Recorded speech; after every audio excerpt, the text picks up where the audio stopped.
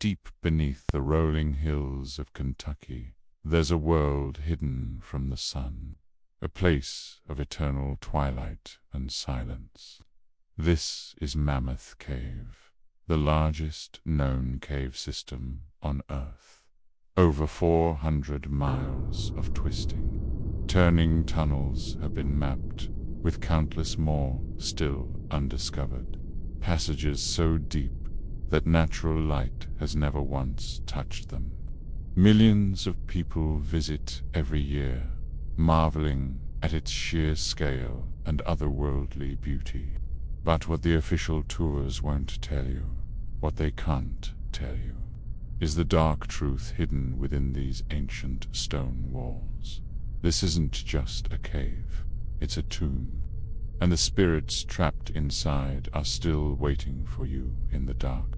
Our story begins in the 1800s, a time when medicine was still grappling with deadly diseases. One of the most feared was tuberculosis, or consumption, as it was called. It was a wasting sickness with no known cure. But a strange idea took hold, that the constant cool, vent pure air deep inside Mammoth Cave could have healing properties. So, in a desperate experiment, a section of the cave was turned into a tuberculosis hospital. Stone huts were built in the dark, and patients were brought down, hoping for a miracle. They were promised a cure, a breath of life in the deep earth. Instead, they found only a cold, damp, and lonely end. The cave air, far from being therapeutic, was a death sentence. Patients withered away in the oppressive blackness, their lungs filling with fluid, their final rattling breaths echoing off the stone. They died alone, far from the sun, far from their families, and some say their spirits never left. Even today, visitors on the tours report the most unsettling sounds, the faint but unmistakable sound of hacking coughs echoing from empty chambers. Others have sworn they've seen fleeting figures standing just at the edge of the lantern light gaunt, pale apparitions, their faces contorted in a silent agony that time has not erased. But the hospital is only one chapter in this cave's haunted history. There's a chamber, not always on the main tour route, known by a chilling name, the Corpse Room. Back in the 19th century, when death was a frequent visitor to the underground hospital and a constant risk for early explorers, this chamber served a grim purpose. The bodies of those who perished deep within the cave were stored here, sometimes for days, until they could be brought to the surface for a proper burial. Imagine that a cold stone room, shrouded in absolute darkness, holding the recently deceased. Tour guides and visitors who have stood in this spot speak of a heavy, somber energy that clings to the air.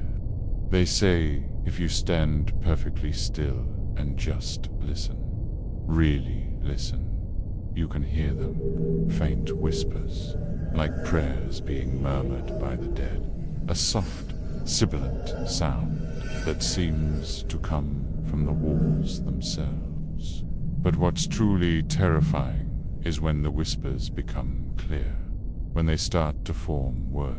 Some people have run from the room in terror, swearing they heard a whisper call out their own name. Perhaps the most famous spirit of Mammoth Cave is not a patient, but one of its own. His name was Floyd Collins, one of the most renowned cave explorers of the early 20th century. In 1925, while exploring a new passage, a falling rock pinned his leg, trapping him in a narrow crawl space 150 feet below ground. What followed was one of the biggest media sensations of its time. A frantic rescue effort was launched, with the whole nation holding its breath. For days, rescuers tried to reach him, passing him food and water, talking to him to keep his spirits up. But the passage was too unstable. A collapse sealed him off completely. For days, he lay there, alone in the total, crushing darkness, waiting for a rescue that would never come. When they finally reached him by digging a new shaft, it was too late. He had died from exposure and starvation. His body was initially left in the cave, becoming a grim tourist attraction itself, before being properly buried. But Floyd, it seems, never truly left his beloved cave. To this day, modern explorers and even park rangers report seeing a strange, single-lantern light flickering in the distance, deep in unexplored tunnels. Glows, bobs, as if carried by an unseen hand, always just out of reach. They call it Floyd's ghost, and the legend warns that if you try to follow that light, thinking it's another explorer, you'll get lost in the labyrinth. You'll never come back. The people who know this cave best are the park rangers. They walk these tunnels daily. They are scientists, historians, and guides. They are not prone to flights of fancy. Yet, even they will admit, often in hushed tones, that there are things happening here that defy explanation. They speak of certain sections of the cave where they refuse to go alone, even in broad daylight. They'll tell you about sudden, inexplicable cold drafts that chill you to the bone in passages where there is no airflow. They talk of disembodied screams that seem to carry through solid rock from sealed-off tunnels.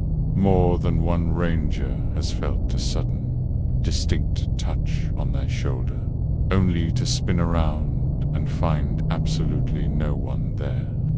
One of the most chilling accounts came from a veteran ranger who was closing up for the night. As he walked through a main corridor, he saw a woman in a white, old-fashioned dress drifting silently ahead of him. Thinking it was a lost tourist, he called out. She didn't respond. She just turned a corner into a side passage. When the ranger followed seconds later, the passage was empty. She was gone. The only thing he heard was the faint echo of footsteps, not walking, but running, deeper and deeper into the eternal dark. But the most terrifying stories of all are not about ghosts. They're about what happens when you break the rules, when you ignore the warnings and venture off the path into the forbidden, unmapped sections of the cave. In the 1980s, a group of experienced spelunkers, thrill-seekers, thought they knew better. They slipped away from a tour, entering a restricted area, looking for an adventure. They were never seen again. A massive search and rescue operation was launched. They followed the group's trail deep into the cave system, and then they found their gear, backpacks, ropes, helmets, all neatly placed on the ground, as if they had just set them down for a moment. But there were no bodies.